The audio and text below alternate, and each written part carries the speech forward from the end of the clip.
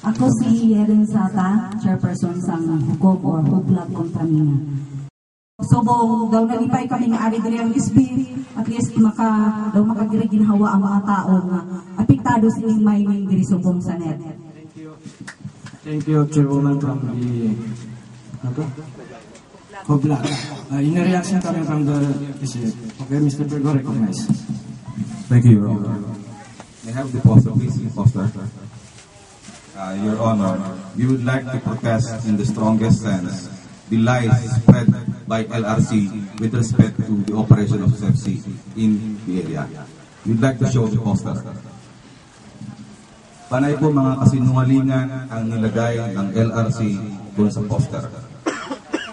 Ngayon, before the presentation, what do you mean the LRC? They posted posters in Tampal areas depicting SFC as a bad company. LRC. Yes, LRC. Hukom. Okay, thank you. Poster posted by Hublag kontra Mina Hukom and Legal Rights and Natural Resources Center Incorporated. Take us as one of the reference of the Samudan Bayan. Your Honor, I'd like to continue with the protest of Sultan Energy. If I may look at the... Ang SEPSI po, ang Sultan Energy, hindi po kami pumitigil sa lahat ng gustong mag-anti-mining.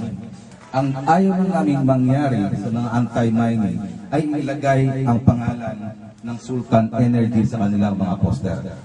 Papayag ba kayo na yung ibang tao dito, ilagay namin ang poster dito at sasabihin namin sinungaling ang taong ito? Papayag ba kayo?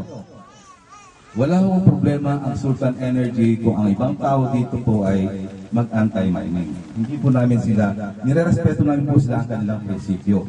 Pero hanggat maaari po sana, huwag kayong maglagay ng pangalan. Nandiyan yung pangalan ng SEPSI. Paninirang puri na po yan eh. At ang lahat na po ng ilagay dito, I would like to show you, lahat po yan kasinungalingan. Isang example lang po. Nakalagay dito, gamitan sa bumpa para mabungkal ang coal seam.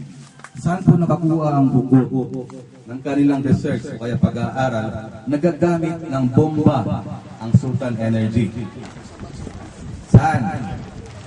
Yan po ay isang malaking kasinungalingan. Hindi po gagamit ng bomba ang Sultan Energy para magmina.